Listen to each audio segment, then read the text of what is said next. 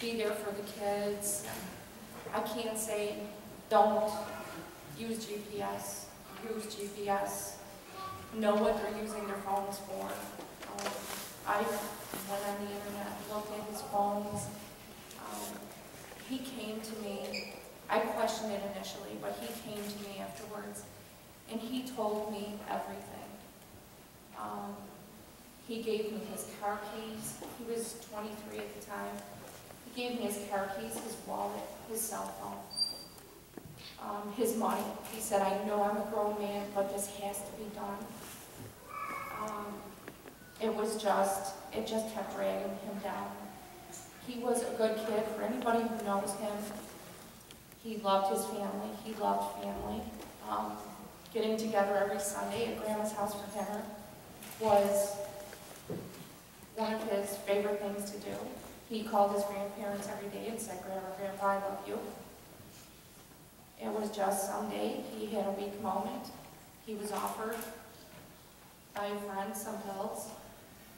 As a nurse, I'm almost embarrassed that I couldn't even tell that he was taking anything.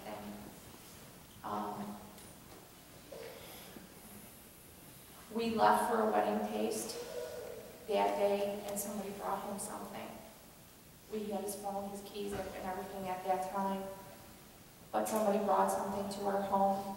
We tried to look into who could have done it. We know who brought him something. And he took it in one of his weak moments again when we weren't with him and on top of him.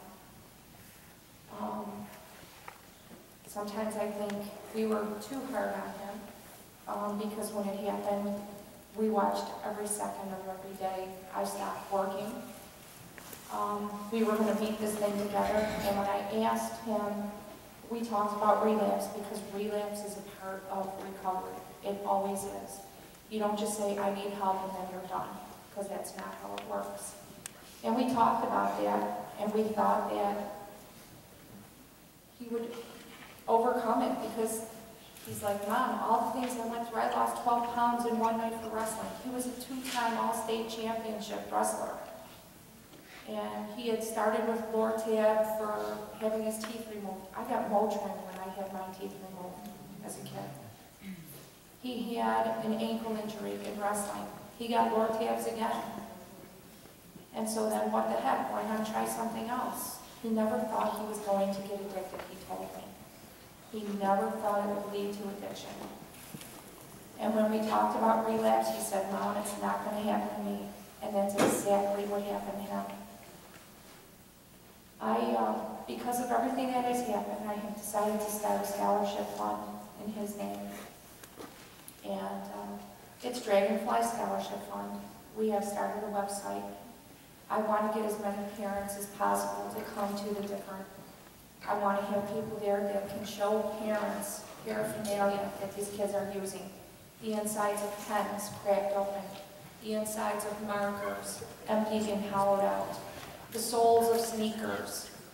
The shoes that they're selling to be able to store drugs, and the water bottles they're selling to store drugs in. You cannot believe what's out there. You cannot believe what's in your corner stores.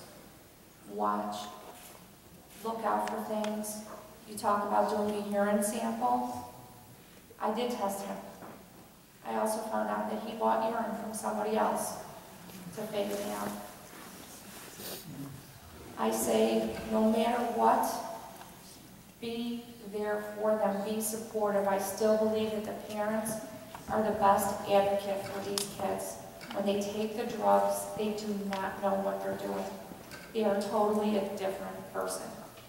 It is not the person that you knew, who you loved, who you raised. It is someone else. But you still need to be there for those kids, for your child. His family, I think our entire family supported him, was supportive of him. He was so embarrassed. He just wanted to get rid of it as fast as he could. We watched him go cold turkey on his own. It's great that there's facilities out there that can help. My philosophy is it has to stop before it even starts. It's a lifetime of consequences once it's there. He didn't want to take Suboxone. because he was afraid he'd get addicted to that as well. I could go on and on about freedom in general, drugs in general, everything that everybody has said is, I could just repeat everything that everyone has said. I would just say keep your eyes open, be supportive, not of only your children, but of somebody else's. I wish somebody would have came to me and told me sooner. People came to me afterwards and said, I would have said something. And it took 3 months for him to get addicted to Oxycontin. My doctor told me, if you smoke it, 1 time is all it takes. If you take it orally, 4 or 5 times is all it takes. It doesn't take long. They need to know, but they need your support as well.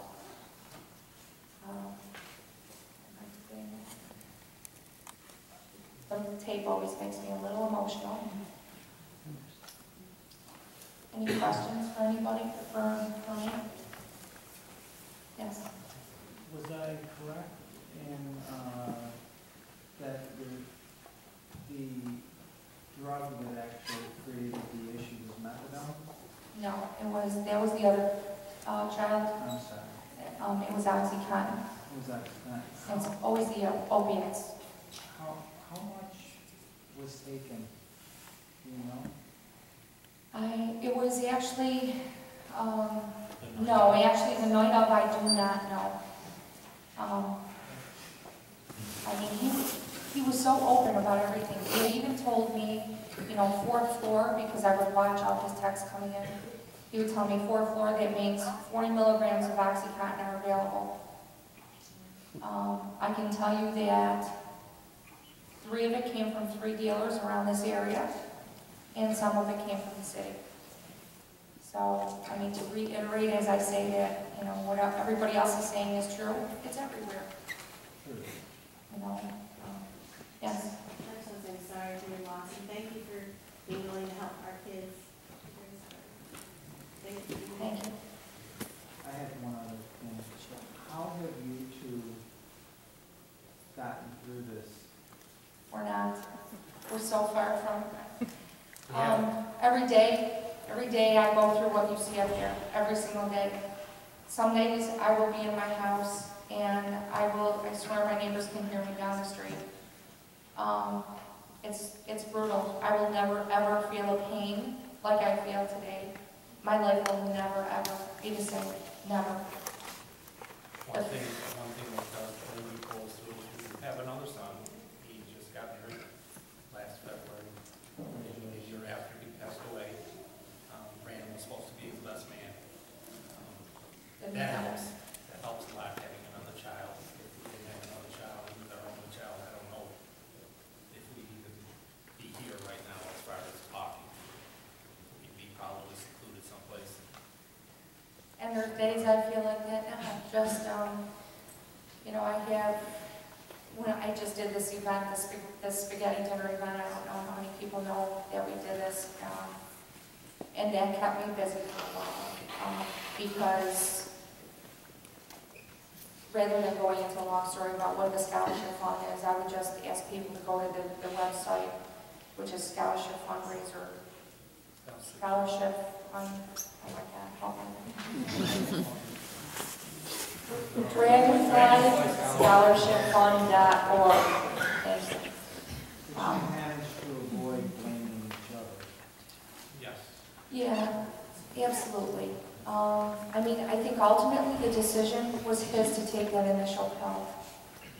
But he did not know what he was getting into. And he certainly didn't know what he was doing months down the road.